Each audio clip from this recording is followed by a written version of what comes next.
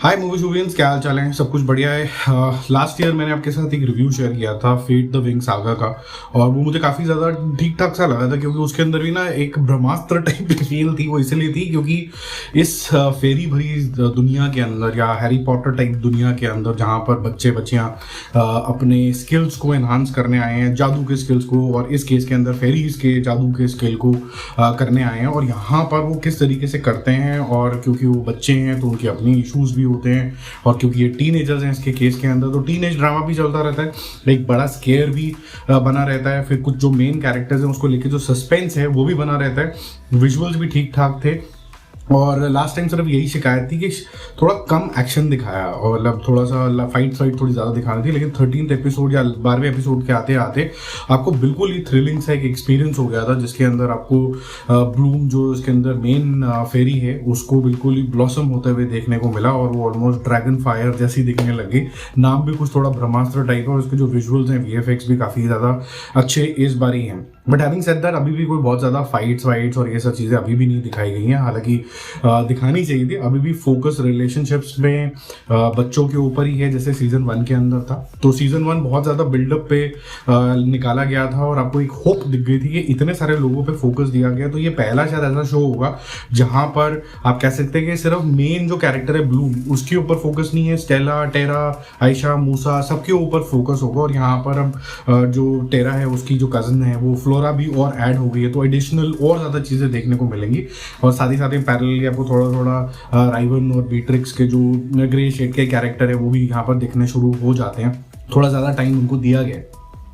But अब अगर हम बात करें कि हमारे को इस सीजन के अंदर क्या देखने को मिल रहा था जो हमारे को सीजन 1 में देखने को नहीं मिला, तो पहला तो ये था कि ब्लूम कहाँ से आई है। अभी भी वो पूरी क्लैरिटी नहीं आई थी, चाहे उसके पूरे पावर्स को डिस्कवर कर लिया गया था, बट अभी भी वो जान ही रही है कि ये जो फायर फेरी की जो पावर्स होती हैं वो एडिशनली क्या है, उसका पास्ट क्या था, उसके माँ बाप कौन है, कहाँ से आए हैं, उसकी खुद की पर्सनैलिटी क्या है, ये सब चीज़ें आपको यहाँ पर पता चलने की पूरी कोशिश होती है। बर्न्ट वंस के बारे में और नाइट्स के बारे में थोड़ा और ज़्यादा क्लैरिटी यहाँ पर आती है। फिर उसके बाद जो मेन जो ट्विस्ट हुआ है, जो रोजलिंड ने जो स्नैप करी थी गर्दन, और उसके बाद ऐसा लगा था कि जो फेरा की जो गर्दन स्नैप करी थी कि भाई पूरा कंट्रोल ले लिया है यहाँ पर, और वो कंट्रोल लेने के बाद जो कुछ करती है स्कूल के अंदर, क्योंकि उसका थोड़ा मिलिट्री स्टाइल ऑफ वर्किंग है, और वो क्या नई चीज़ें लेके आने की कोशिश कर रही है एज अ हेड मिस्ट्रेस, और उसका जो सस्पेंस है वो आपको अच्छा लगेगा। बट हैविंग सेड दैट,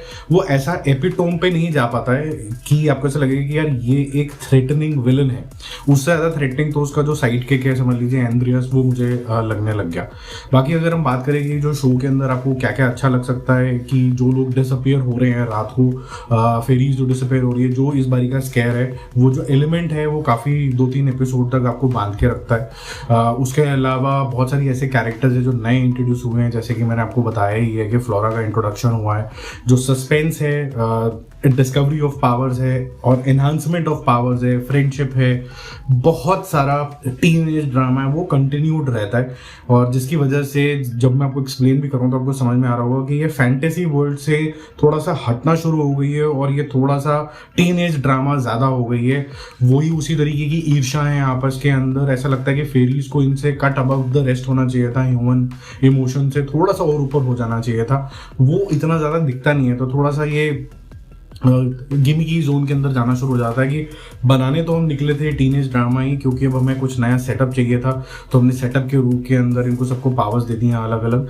और जो दूसरा डाउनसाइड आपको जो यहाँ पर पक्का फील होगा कि जो मैंने आपको बताया कि जो फर्स्ट वाला जो सीजन था वो इसलिए बहुत बेहतरीन था कि चाहे वो स्टेला हो, टेरा हो, ऐसा हो, चाहे ब्लूम ही क्यों ना हो, ये सारों की जो पावर्स जो थी, उनका एक्सप्लोरेशन, उनकी बैकग्राउंड को इक्वल तरीके की इंपॉर्टेंस दी थी। यहाँ तक कि लास्ट एपिसोड तक भी आपको ये पता नहीं चला था कि ब्लूम जो है वो फोकल पॉइंट है।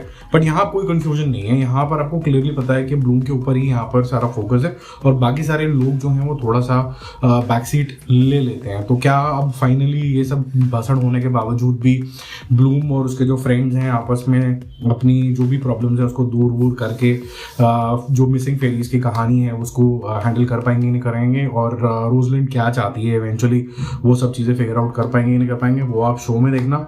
मेरे समझ के हिसाब से पहला वाला वर्जन और दूसरे वाले वर्जन में विजुअली आपको बहुत ज़्यादा डिफरेंस लगेगा, विजुअली ये बेटर आपको लगेगा, but at the same time जो इंटरेस्ट आना चाहिए था स्टोरी के अंदर, वो थोड़ा सा मेरे को मिसिंग एलिमेंट लगा। मुझे ये ज़्यादा टीनेज ड्रामा लगा रादर देन कुछ फेरीज की और बहुत बड़ी स्केयर की कहानी। और जो हवा बनाया गया था स्केयर को लेके कि बहुत बड़ी चीज़ आ रही है, बर्न ऑन तो कुछ भी नहीं है। तो वो जो बिग थ्रेट है वो भी कोई बहुत ज़्यादा ओके बिग थ्रेट टाइप ही था, मुझे कोई ज़्यादा स्वाद आया नहीं उसका, वो बहुत बड़ी भसड़ नहीं थी लाइफ के अंदर। तो मेरा मूवी शो स्कोर इसका रहेगा 6.5 out of 10। It is going down the हिल। अगर वो नेक्स्ट बार ही नहीं संभले तो इसके मेरे ख्याल से फिर नेटफ्लिक्स इसको रिन्यू भी नहीं करेगा। तो ये लंबा भी बहुत है, बहुत ड्रैग होता है, बहुत ड्रैग होता है। 13 एपिसोड है, लेकिन आपको हिंदी में देखने को मिल जाएंगे। बाकी जल्दी मिलते हैं एक रिव्यू और अपडेट के साथ। Don't forget to subscribe the channel.